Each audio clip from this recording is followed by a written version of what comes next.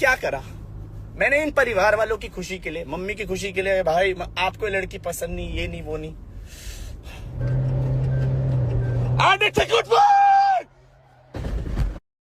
Hey guys, আজি এই ভিডিওটো কোনো ব্লগিং ভিডিও নহয়। এই ভিডিওটো হ'বলৈ গৈছে EK07 ৰাইডৰ আৰু সকলোৱে চিনি পায় EK07 ৰাইডক। তো আমাৰ অসমতো আহিছিলে বিকাশিত্ৰীৰ লগত মাজুলীও ফুৰিছিলে, ৰাস যেতিয়া মাজুলীৰ ৰাস হৈ আছিলে তেতিয়া আহিছিলে। আমাৰ অসমৰ মানুহ বহুতে চিনি পায় EK07 ৰাইডক। তো কথাটো হ'ল EK07 কালি লাইভত আহি পিনে এক্সিডেণ্ট হ'ল। তো এতিয়া বাৰু ছেফ আছে। কালি যে ষ্টেডিয়ামত লাইভ আহি পিনে যে এক্সিডেণ্টটো হ'ল, তো কেনেকৈ কি হ'ল গোটেই আজি এই কথাখিনি আপোনালোকৰ মাজত শ্বেয়াৰ কৰিম। তো মানে কিয় কালি মানে লাইভ এক্সিডেণ্ট কৰিব গৈছিল। তো কথাটো হ'ল মানে কালি যে ষ্টেডিয়ামত লাইভ আহি পিনে যে এক্সিডেণ্টটো হ'ল আৰু কিহৰ কাৰণে ঘপককৈ ইমান ডাঙৰ এটা চেলিব্ৰিটি মানুহটো যদি ঘপককৈ কালি এনেকৈ লাইভত আহি পিনে এক্সিডেণ্টটো কৰিলে, কিয় কৰিলে, তো এইখিনি গোটেই কথা আপোনালোকৰ মাজত আজি শ্বেয়াৰ কৰিম। আৰু বহুত দিন 7 মাহ হ'ল ইউটিউবত ভিডিঅ' আপলোড কৰা নাই। আৰু 2-3 দিন হ'ল, 2-3 দিন আগত মানে ইউটিউবত এটা লং ভিডিঅ' 2 ঘণ্টাৰ ভিডিঅ' এটা আপলোড কৰিছিলে। তো আজি সেই কথাখিনি আজি আপোনালোকৰ মাজত শ্বেয়াৰ কৰিম। কাৰণ বহুত ডাঙৰ এটা চেলিব্ৰিটি, এটা ইউটিউবাৰ যদি এনেকৈ ঘপককৈ যদি ষ্টেডিয়ামত লাইভ আহি যদি এক্সিডেণ্ট কৰিলে, মানে ইয়াতো কিবা এটাতো কাৰণ আছে। সেই কাৰণটো আজি আপোনালোকৰ মাজত মানে খুলি ক'বলৈ মানে আজি মানে আপোনালোকৰ মাজত আহিছোঁ। তো কৈ আছোঁ মানে কথাটো কি হ'ল, মানে EK07 ৰাইডৰ মানে যোনজন মানে ছোৱালীক ভাল পাইছিল, সেই ছোৱালীটো মানে বেলেগ কাষ্টৰ আছিল। তো সেই কাষ্টৰ মানে বিয়া পতাৰ পিছত মানে ঘৰৰ ফেমিলি মানি লোৱা নাছিল। তো মা দেউতা মানে EK07 ৰাইডক মানে এৰি দিছিল। মানে বেলেগ কাষ্টৰ বিয়া পতাৰ কাৰণে মানে EK07 মানে এৰি দিছিল ঘৰৰ পৰা।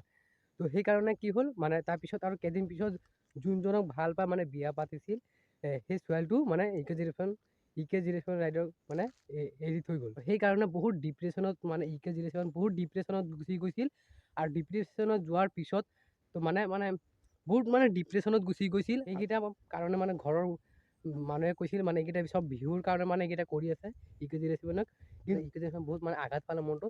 আৰু 7 মাহ পিছত EK07 ইউটিউবত এটা 2 ঘণ্টা ভিডিঅ' আপলোড কৰিছিলে। সেইটোত আপোনালোকক ক'লোঁ। সেই 2 ঘণ্টা ভিডিঅ'টোৰ ভিতৰত চব হিষ্টৰী মানে ক'লে EK07। আৰু সেই ভিডিঅ'টো এতিয়া বৰ্তমান আছেনে নাই, এতিয়া বৰ্তমান চাগে এই ভিডিঅ'টো নাই চাগে। তো আপোনালোকে চাব পাৰে। মানুহৰ জীৱনহে দুদিনীয়া জীৱন। আৰু ইমান ডাঙৰ চেলিব্ৰিটি ইউটিউবাৰটো যোৱাকালি মানে এনেকৈ ষ্টেডিয়ামত লাইভ আহি পিনে মানে কি কৰিলে, ফৰ্চুনাৰ গাড়ী আছিল, সেই ফৰ্চুনাৰ গাড়ী 120 স্পীড আছিল। আৰু সেই 120 স্পীডৰ ভিতৰত কি কৰিলে, 120 স্পীড গৈ পিনে ডাইৰেক্ট ডিভাইডত মাৰি দিলে। আৰু ফৰ্চুনাৰ গাড়ীৰ কাৰণে অকণমান ছেফ আছে বাৰু, এতিয়া বৰ্তমান মেডিকেলত আছে। তো মানে তাৰে কাষৰ মানুহকেইটা গাড়ীৰ পৰা ওলাই পিনে মেডিকেলত লৈ যোৱা হ'ল। এতিয়া বৰ্তমান বাৰু ছেফে আছে। অকণমান আঘাত পালে বাৰু EK07 ৰাইডাৰ।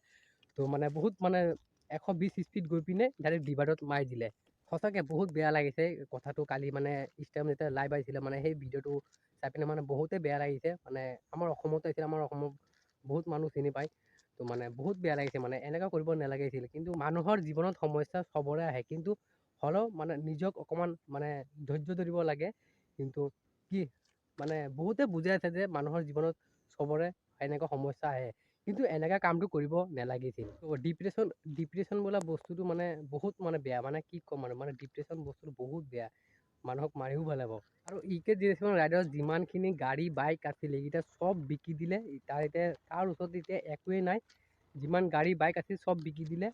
আৰু লগত যোনকেইটা সিহঁতৰ প্ৰপাৰ্টি আছিল আৰু সেই প্ৰপাৰ্টি তাৰ মাৰ নামত আছিল। কাৰণ এইকেইটা কথা সি নিজে মুখে সেই ভিডিঅ'টোত কৈছিল। আৰু এইকেইটাই আছিল EK07 মেইন কাহিনীকেইটা। কাৰণে কালি ষ্টেডিয়ামত লাইভ আহি পিনে এক্সিডেণ্ট হ'ল। আৰু এতিয়া বৰ্তমান ছেফে আছে। আপোনালোকে সকলোৱে প্ৰাৰ্থনা কৰক যাতে আকৌ EK07 ৰাইডাৰ আকৌ কাম বেক হ'ব পাৰে। তো এয়া আছিল আজিৰ ভিডিঅ'টো।